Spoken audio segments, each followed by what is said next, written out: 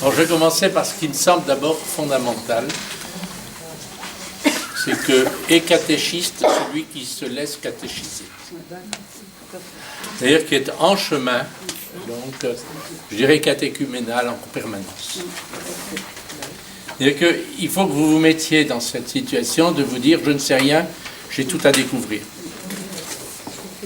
Non pas je ne sais rien avec ma tête, je veux savoir mille et une choses par la tête. Mais je ne sais rien d'abord dans ma démarche spirituelle. Donc c'est à ce niveau-là d'abord qu'il faut commencer. Et donc si vous-même d'abord vous ne faites pas le chemin, comment allez-vous ouvrir le chemin à d'autres? C'est pas possible. Jésus dit, je suis le chemin, la vérité et la vie. Donc si Jésus prend la peine de dire qu'il est le chemin, ça veut bien dire aussi que nous devons être chemin pour les autres. D'accord? Un autre passage, c'est dans justement le discours de Jésus donc sur le bon berger, où il commence par dire, non pas qu'il est le bon berger, mais qu'il est la porte. Je suis la porte des brebis. Qui entend ma voix, entre. Donc, c'est-à-dire, il faut être en position d'être une porte, et une porte, elle n'est pas fermée, une porte, elle est ouverte. Donc elle laisse le passage. Donc il faut que le catéchiste ou la catéchiste soit quelqu'un qui soit une porte, qui soit ouverte. Donc, qui soit ouverte. Donc, c'est-à-dire que par où le chemin va passer. Donc c'est cette attitude fondamentale déjà. Alors, je ne sais pas si j'ai répondu à la question, mais essayez de réfléchir à ce que ça implique. Alors, votre question, c'était parce que celle-là qui m'avait toqué au départ, donc sur la... Est-ce qu'il y a des termes, des thèmes plus favorables que d'autres? Alors, je ne dis pas qu'il y a des termes plus favorables, il y a des thèmes plus faciles. Disons, d'abord, facile. Voilà. Donc, tout est important dans la parole de Dieu. Il ne faut rien laisser tomber, pas même un iota, dit Jésus, donc pas moins la moindre petite lettre de la Torah. Bon. Donc, tout est important. Mais... il faut d'abord commencer par des choses simples. Et donc, il y a des thèmes, je disais, vous avez, donc, dans la parole de Dieu, c'est plein de chemins, mais il y a aussi des avenues. Il y a des boulevards. Bon. On a évoqué celui du berger. C'est un thème récurrent. C'est très facile à dire aux enfants, ou aux adolescents, aux gens que vous êtes... Bon, d'abord, par vous-même, essayez de vous renseigner. D'abord, c'est la première démarche. Donc, quand vous allez avoir, par exemple, vous allez faire le catéchisme aux enfants, vous allez leur parler de la nativité, vous allez leur parler des bergers. Ben, allez d'abord vous-même chercher toutes les occurrences sur le berger dans la Bible. Alors, tu m'as dit combien, Régis, ça a 1123, j'ai dit. Non, Berger, une quarantaine. 42. Bon, c'est pas beaucoup. 42 pères, là. Vous voyez? On a trouvé. Donc, allez les chercher. Lisez-les. Faites-vous déjà, je dirais, et puis ensuite, avec les enfants, vous leur dites, allez, on va à la chasse au trésor. Alors déjà, ils connaissent parfois des choses déjà. Alors ils vont vous dire, ah bah tiens, ça me rappelle ça, ça me rappelle ça, ça me rappelle ça. Et à partir de là, vous bâtissez, je dirais, un récit. Vous bâtissez un chemin, je dirais, donc, d'interprétation. Pour que les enfants puissent, je dirais, se saisir du sens de la parole. Comme je le disais tout à l'heure à quelques-unes d'entre vous, il ne s'agit pas d'être en aplomb par rapport aux enfants. Quand on dit à la fin du discours sur la montagne, où les gens qui écoutaient Jésus, à la fin du chapitre 7 de Matthieu, il dit ils étaient frappés d'étonnement, car il leur parlait avec autorité et non pas comme les scribes et les pharisiens. Qu'est-ce que Matthieu veut nous dire? Il veut dire que cette parole, elle suscite et elle fait grandir. Autorité, c'est faire grandir. Or, on est souvent tenté de vouloir mettre sur les gens, c'est plus facile, voilà, pour se déplacer, on va leur mettre une armure, comme le petit David, pour aller combattre Goliath. Mais non, on est gêné dans ce mouvement. Il faut les libérer du carcan.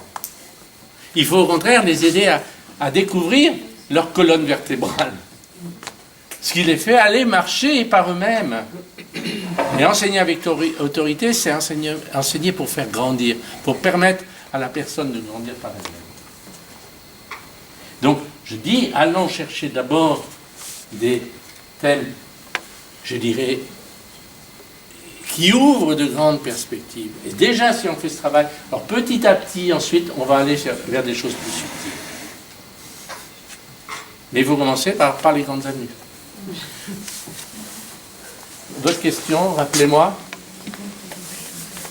C'est quand les parents n'ont aucune connaissance. Relais des parents. Alors là, c'est la cause perdue, je dirais. Non, il ne faut pas être si méchant que ça. Je veux dire, il faut associer les parents, justement, à cette démarche.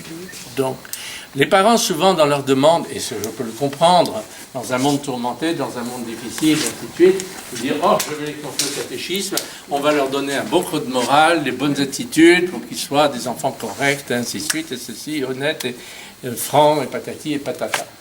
On n'est pas une école de morale. La catéchèse, ce n'est pas une école de morale. Et donc, éveiller les parents aussi à cela. Alors donc, c'est peut-être prendre du temps aussi pour leur dire, ben voilà comment je fais, je fais le catéchisme, hein, parce qu'on ne fait pas le catéchisme. Non, c'est leur faire faire. Voilà. Et donc, associer les parents à la démarche, leur donner aussi ce goût-là.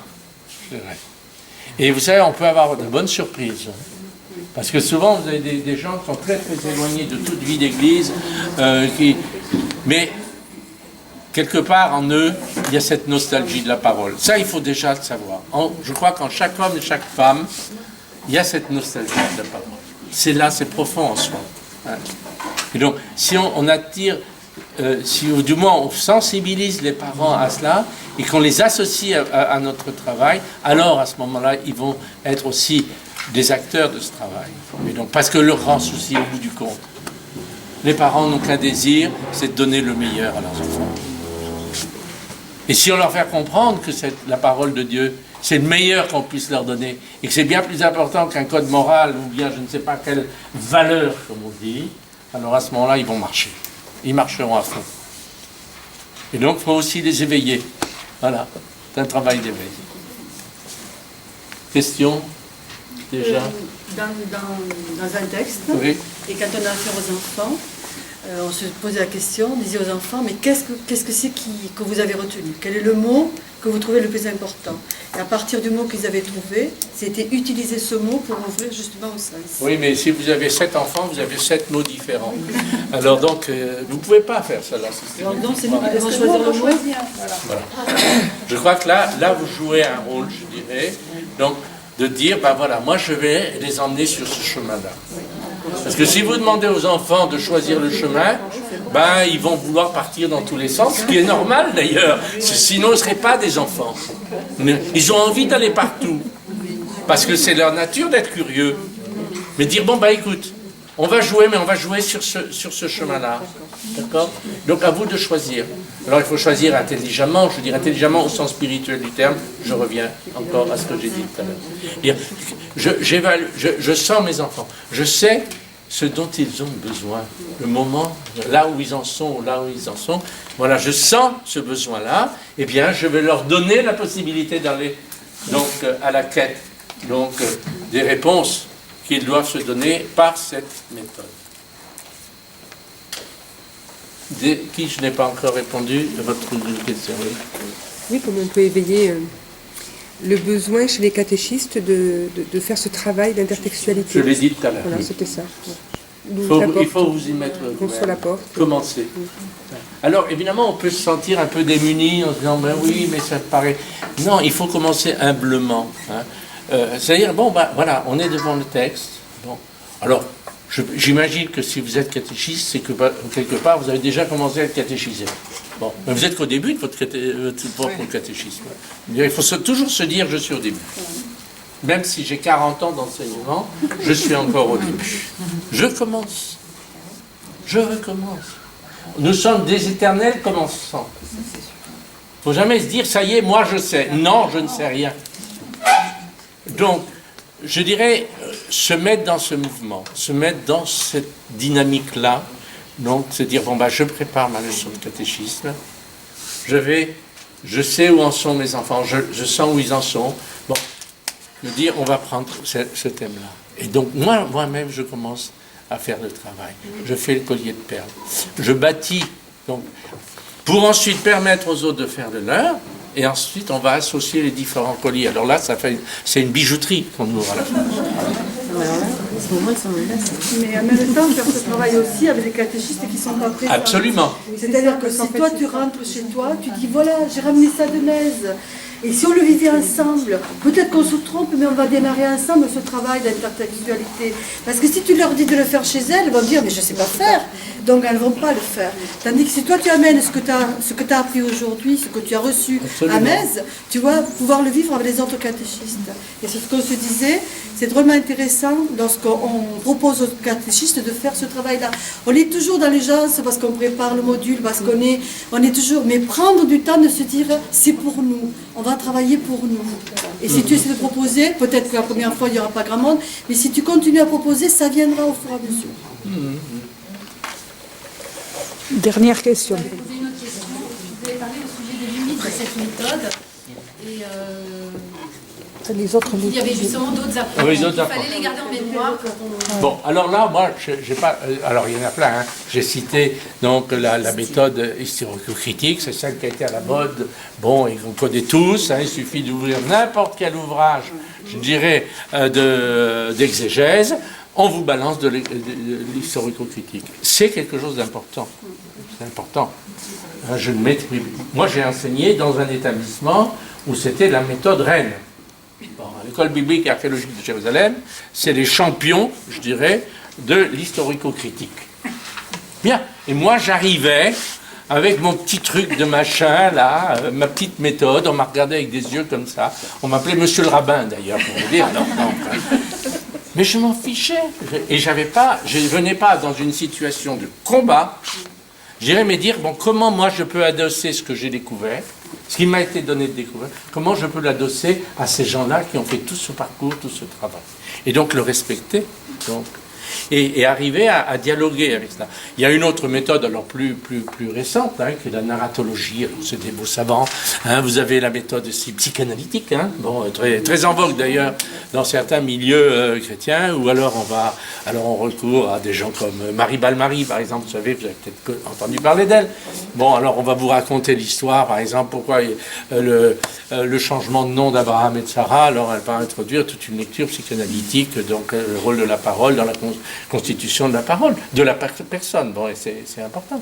Bon. Donc, vous voyez, et alors vous avez tout un traité, un ouvrage, donc un document romain, d'ailleurs, qui vous donne toutes les méthodes, donc, J'en ai fait un résumé plus simplifié qui est sur le site. Je vous donnerai le lien. Site est un peu donc vous demandez. Elle va vous donner toute la liste des méthodes, vous voyez. Alors vous aurez le temps de quoi occuper vos vieux jours pour les étudier toutes. Voilà. Mais il faut savoir que vous le mettrez en lien sur le site. Et pourquoi j'ai fait appel à ça? C'est parce que je pense que toute méthode a besoin des autres et doit fonctionner en synergie avec les autres et pas en disant moi j'ai la bonne et je vais vous montrer que c'est la bonne. Moi je vous ai apporté ma petite contribution, d'autres vous apporteront une autre vision des choses, une autre approche, et elle est tout aussi respectable, je dirais, que la mienne.